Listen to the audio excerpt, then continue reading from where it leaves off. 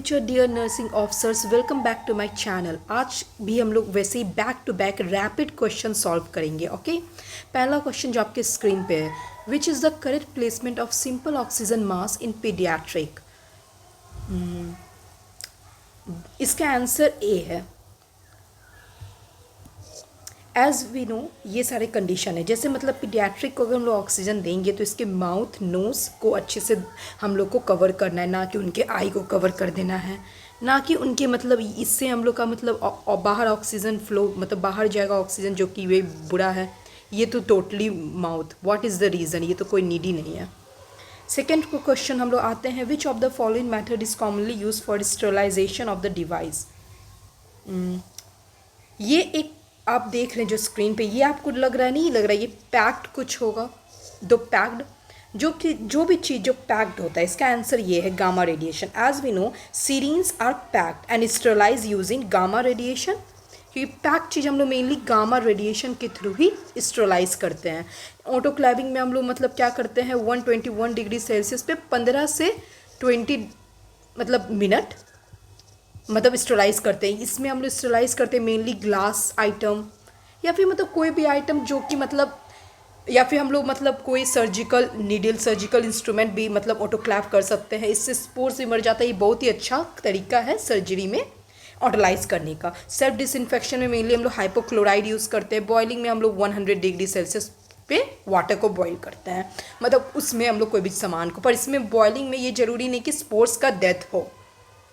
Next question, identify the following instrument. ये एक needle holder है। ये ड्यूरिंग सर्जरी हम लोग को हेल्प करेगा नीडल को होल्ड करने में। स्पॉन्ज होल्डर, ये सभी आप जाके जरूर देख लीजिएगा नेट पे ही कैसा दिखता है। नेक्स्ट है, look at the following denoted image and identify the grade of the pressure सोर। मुझे देखिए, एज ये बहुत डीप है तो ये ग्रेड 4 है। प्रेशर सोर क्या होता है? It is due to the pressure which we applied मतलब इन द बोनी प्रोमिनेंस। ये मॉइस्चर, हीट सब के रीज़न से हो सकता है। कंटिन्यूस प्रेशर ये मेनली उनको होता है जो कि बेड रीडन पेशेंट होते हैं।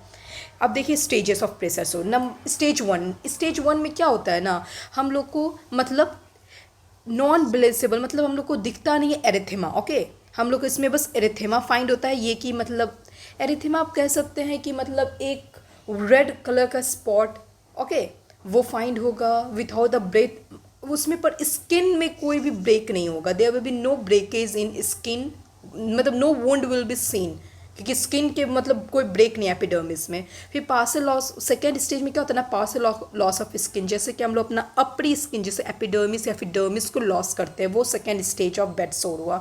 थर्ड स्टेज हुआ फुल मतलब लॉस, स्किन लॉस मतलब अंडरलाइनिंग फैसिया तक स्किन लॉस होता है हम लोग का, मतलब स्किन लॉस सब क्यूटेनिस तक स्किन लॉस हो जाता है।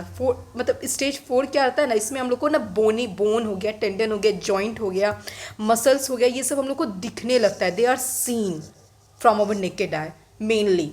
और ये मतलब बहुत डीप प्रेशर सोर होता है। ओके, इसमें मतलब हम लोग का पूरा मतलब टिश्यू ना डेथ हो जाता है। पर इसमें हम लोग को ना बेड सोर में एक खासियत है कि आपको पेन ऑब्जर्व नहीं होगा ग्रेड 4 में, क्योंकि इसमें आपका नर्व भी मर चुका होता है उस एरिया में, तो आपको पेन ऑब्जर्व नहीं होगा ग्रेड 4 बेड सोर में। पाँचवा, which type of anaemia occurred during pregnancy. Obviously physiological anaemia, मतलब it is due to the मतलब blood carry due to the reason which our physiology of our body causes this anemia. Next is Eugenia Blusser from 4A of schizophrenia include the following. ऐसे पहले आपको ये जानने से पहले आपको ये पता होना चाहिए कि सिजिफोर्निया क्या होता है। ये एक ऐसा कंडीशन है जहाँ पे मतलब person is having means they are affected by the ability to think, feel, behave, means they can't behave, मतलब is they will have an problem while thinking and all it is. और ये इसका जो मतलब रीज़न है why this is occurring is still unknown reason है। हम लोग को पता नहीं क्यों ये अकर हो रहा है। ओके, तो इसके बाद मतलब दे 4A मतलब इसमें क्या नहीं है, व्हाट इज़ मतलब इसमें जो चीज़ नहीं है वो एडिनोहिडिनिया है, ये नहीं रहता है। 4A में ये 4 आता है, autism, ambivalence, affected disturbance, associated disturbance. Autism में क्या होता है ना, mode of thinking which is govern by illogical rule. इसमें बच्चे ना इलॉजिकल रूल सेट कर देते हैं, जो कि पेशेंट मेनली बच्चे हो गया, जो मतलब बहुत बच्चे बात नहीं करते हैं, वो सबको ऑटोनिज्म होता है। मतलब वो लोग मतलब रूल सेट कर लेते हैं, मुझे बात नहीं करना है उन लोगों से, मुझे इतना कम बोलना है। ओके, एम्बिवेलेंस क्या हो गया, कंफ्यूजन, मतलब they will have a confusion to think and decide. Okay, affective disturbance हो गया, facial expression मतलब according to situation, will they will feel bad, then they will show their facial expression कि they are not feeling well. associated disturbance क्या होगा, मतलब वो लोग को ना अपना थॉट और अपने आप पे वो लोग का उतना अच्छा गवर्न नहीं होगा, दे विल हैव अ मतलब loose association between the thoughts. Okay, अब नेक्स्ट आता है विच ऑफ द मतलब slowly progressive non inflammatory disorder of the diarthrodial joint से, तो ऑस्टियोआर्थराइटिस, आर्थराइटिस जो होता है जॉइंट रीजन को हम लोग बोलते हैं। अब नेक्स्ट आ गया डी मतलब 8 number, which of the following is the internal condition that activate behaviour and give it direction, that is energies and goal oriented behaviour. Obviously जो हम लोग का मतलब गोल ओरिएंटेड बिहेवियर, मोटिवेशन है लाइफ में, perception क्या है आपका नज़रिया किसी चीज़ को लेके, ये सबका अलग अलग होता है। लर्निंग मतलब आप कैसे किसी चीज़ को याद करें, जैसे अभी मैं लेक्चर आप देख रहे हैं तो किस तरह से आप अपने आप को ये मतलब अपने अंदर मेमोराइज करें। कॉग्निटिव हो गया आपका मतलब इंटेलिजेंस हो गया, वे ऑफ थिंकिंग हो गया।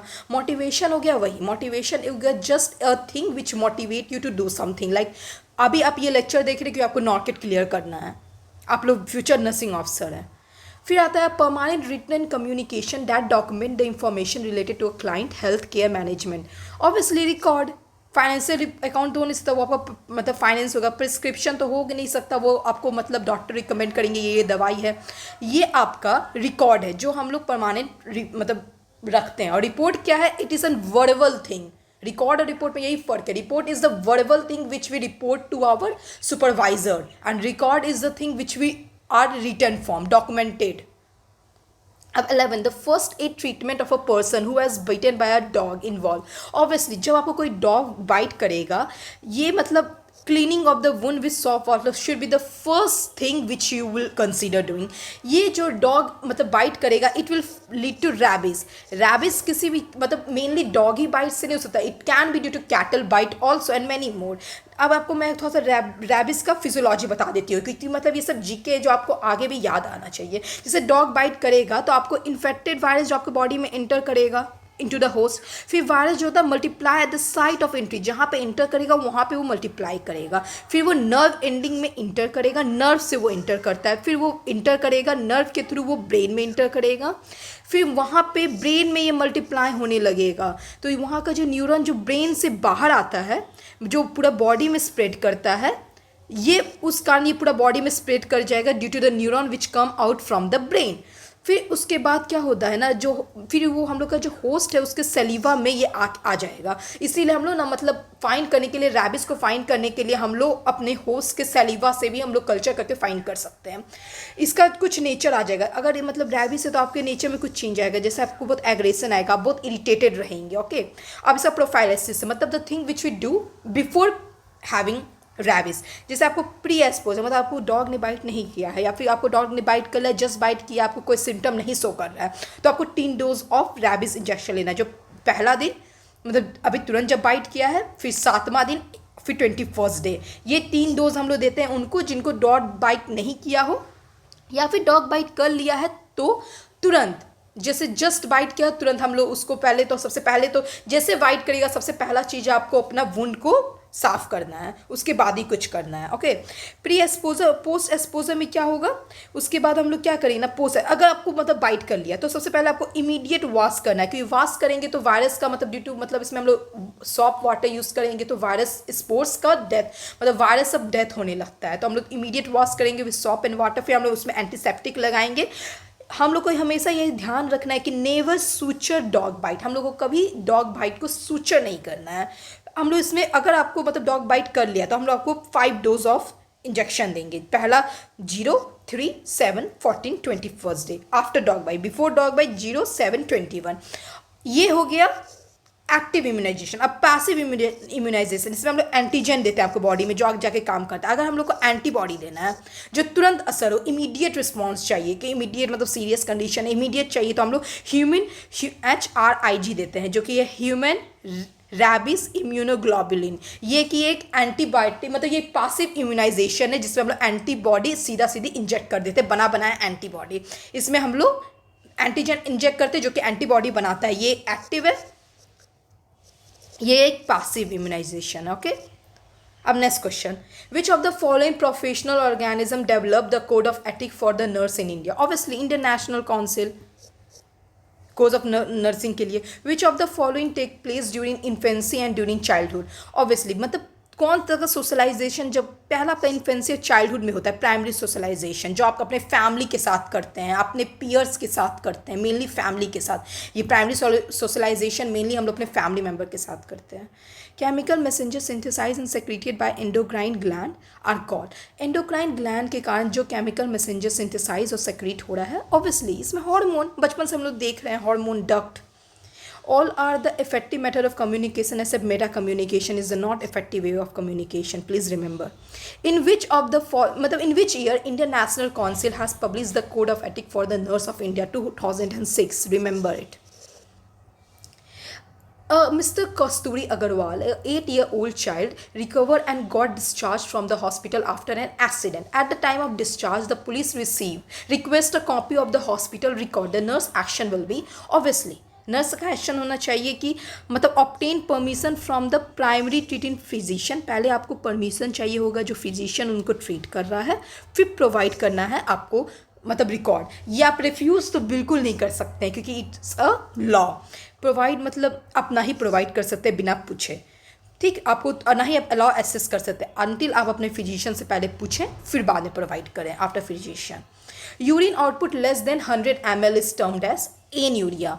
यूरिन मतलब इसमें ना आपको ना मतलब लगभग यूरिन नेग्लिजिबल हो जाता है एन्यूरिया कंडीशन में। ओलिगूरिया में मतलब urine output will be less than 400 ml a day. फिर इन्यूसिया मतलब इनयूरेसिया मतलब क्या होता है ना, चाइल्ड में होता है, mainly this form in child, मतलब it will have a frequent urination, frequent voiding of urine, okay, repeated. Micturition मतलब यूरिनेशन, आपको पता है ये बचपन से पढ़ रहा है। Optic nerve is a sensory nerve. Recommended dose of BCG, पहला अब बहुत सुने BCG, पहले हम लोग जान लेते BCG है क्या, तो आपको ये याद होना चाहिए BCG का फुल फॉर्म। तो BCG का फुल फॉर्म है बैसिलस, याद कर लीजिए, कैलमेटे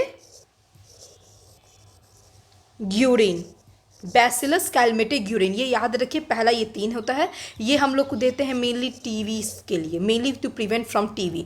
ये हम लोग 0.1 ml देते हैं and it should be given within 1 year, 1 year के बाद नहीं देना चाहिए। और 0.5 ml भी हम लोग देते हैं with in 1 month BCG, with in 1 year 0.1 ml, okay.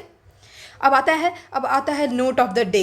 अब खत्म हो गया, हम लोग डेली आपको ना एक बूस्टर नोट देंगे ताकि आपको कुछ मतलब न्यू चीज़ पता चले ये सीरीज़ में। जैसे हम लोग पढ़ लिए तो एक न्यू चीज़ आपको पता चलेगा। It can be related to medicine, it can be related to health, anything. आज मतलब एंजाइना लाए हैं आपके लिए बूस्टर। एंजाइना क्या है ना कि मतलब इट इज़ अ कंडीशन, मतलब इट्स नॉट अ डिजीज़। पहला तो आप लोग ये हटा लीजिए अपने मन से कि angina is a disease. Angina is not a disease.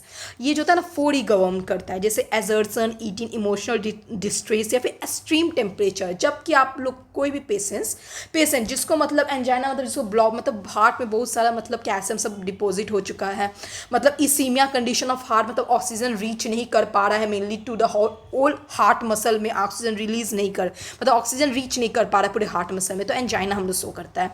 ये क्या करता है ना कि मतलब ये आप लोग कभी भी 18 हो गया फिर इमोशनल डिस्ट्रेस में चले गए हैं तो आपको ये कंडीशन होता है। ये एक डिजीज़ नहीं है, ये सिम्टम है, इट इज़ अ सिम्टम।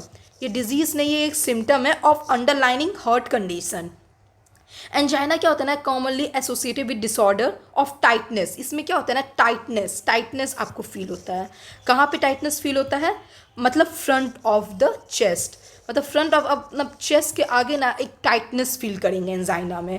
ये क्या होता है ना, ये 4 फैक्टर के कारण ये मतलब एंजाइना आपको दिखता है। जब भी आप कोई एक्सरसाइज कर लेंगे या फिर इमोशनल ब्रेकडाउन आपका हुआ तब इसमें क्या होता है ना, पेन होता है, पेन, और पेन कहाँ फील होता है? मेनली एट आर्म, नेक, जॉ और स्टोमक, ये सब रीजन में पेन फील होता है। Thank you, please like share subscribe, and मैं फिर लौटूंगी ऐसे ही एक बूस्टर आपके मतलब प्रिपरेशन को बूस्टर डोज देते हुए। Bye bye.